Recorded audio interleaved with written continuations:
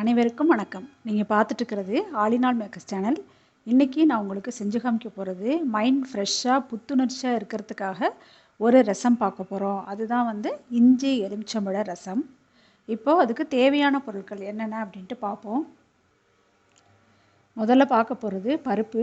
இது 50 கிராம் பருப்பு எடுத்து 5 விசில் விட்டு எடுத்து வச்சுருக்கேன். இது இஞ்சி எலுமிச்சம்பழ ரசத்துக்கு உங்களுக்கு பருப்பு ரொம்ப தேவைப்படாது. அதனால் நீங்கள் கம்மியாக வேக வச்சு எடுத்து வச்சிட்டாலே போதும். ஒரு எலுமிச்சம்பழம் எடுத்து இந்த மாதிரி பாதியாக கட் பண்ணி எடுத்து வச்சுருக்கேன். அதே மாதிரி பச்சை மிளகாய் 2 பச்சை மிளகாய் எடுத்து நடுப்புற கீரி இந்த மாதிரி எடுத்து வச்சுருக்கேன். இந்த மாதிரி பாதி பாதியாக கீரி எடுத்து வச்சுருக்கேன். உங்களுக்கு எலுமிச்சம்பழம் பத்தலைனா கூட நீங்கள் இன்னும் கொஞ்சம் சேர்த்துக்கலாம். தேவையான அளவு கருவேப்பிலை மல்லித்தழை எடுத்திருக்கேன். தக்காளி பழம் பெரிய தக்காளி பழமாக எடுத்து இந்த மாதிரி சின்ன சின்னதாக கட் பண்ணியிருக்கேன். மிளகு ஜீரக தூள் எடுத்திருக்கேன் 1 ஸ்பூன் அளவுக்கு. தேவையான அளவு கல் உப்பு எடுத்துக்கணும். 1/2 டேபிள் ஸ்பூன் மஞ்சத்தூள், 2 டேபிள் ஸ்பூன் அளவுக்கு சாம்பார் தூள் எடுத்திருக்கேன். இஞ்சி ஒரு துண்டு எடுத்து இந்த மாதிரி கேரட் சீவுறதில் சீவி எடுத்து வச்சுருக்கேன். 1/2 டேபிள் ஸ்பூன் அளவுக்கு பெருங்காயத்தூள் போட்டுக்கணும். தாளிக்கிறதுக்கு 1 டேபிள் ஸ்பூன் கடுகு, தேவையான அளவு நெய் எடுத்துக்கணும். இஞ்சி எலுமிச்சம்பழ ரசம் எப்படி பண்ணலான்னு பார்ப்போம் வாங்க. இப்போது இந்த பாத்திரத்தில் தான் நான் ரசம் வைக்க போகிறேன். இதில் பாதி அளவுக்கு தண்ணி எடுத்து நல்லா கொதிக்க விடணும்.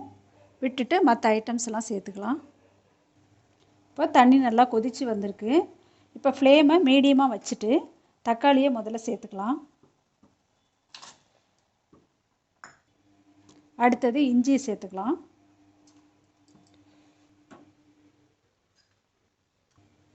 அடுத்தது மஞ்சள் பொடியை போட்டுப்போம். அடுத்தது சாம்பார் தூளையும் போட்டுக்கலாம். நெக்ஸ்ட்டு மிளகு ஜீரக பொடி, தேவையான அளவு கல் உப்பு சேர்த்துக்கலாம். நல்லா கொதிக்குது.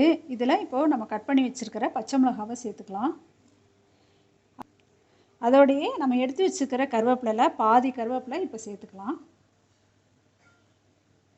சேர்த்துட்டு நல்லா இப்போ கொதிக்கணும்.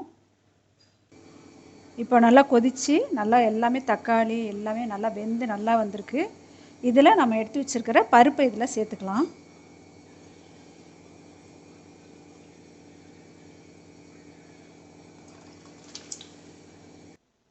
இப்போது ரசம் ரெடியாக இருக்குது. ரொம்ப கொதிக்காமல் பொங்கி வரும்போது நம்ம இறக்கிக்கணும். இதில் மல்லித்தழை கருவேப்பிலை போட்டு நம்ம இப்போ இறக்கிக்கிட்டு தாளிச்சிக்கலாம்.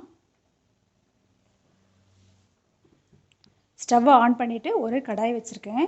இதில் 2 ஸ்பூன் அளவுக்கு நெய் ஊற்றிக்கலாம். இப்போ நல்லா காஞ்சிருக்கு.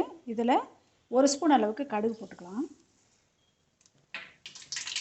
1/2 டேபிள் ஸ்பூன் பெருங்காயத்தூள் போட்டுக்கலாம். இப்போ வாசனை போயிரும்ட்டு மூடி வச்சுருக்கேன். இப்போ இந்த மூடியை எடுத்துட்டு நம்ம தாளித்து வச்சுக்கிறத இதில் சேர்த்துக்கலாம்.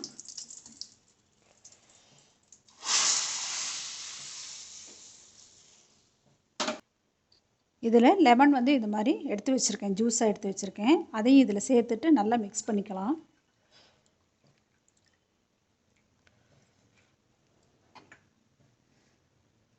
உங்களுக்கு புளிப்பு எவ்வளோ தேவைன்னு பாருங்கள். கம்மியாக வேணும்னாலும் நீங்கள் கம்மியாக போட்டுக்கலாம், ஜாஸ்தி வேணும்னாலும் நீங்கள் புழிஞ்சிக்கலாம்.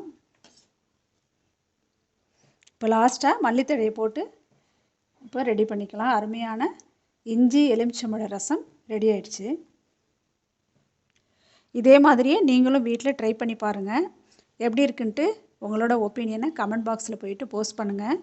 ஆலினால் மேக்கர்ஸ் சேனலுக்கு லைக் பண்ணுங்கள், ஷேர் பண்ணுங்கள், சப்ஸ்கிரைப் பண்ணுங்கள். தேங்க்யூ.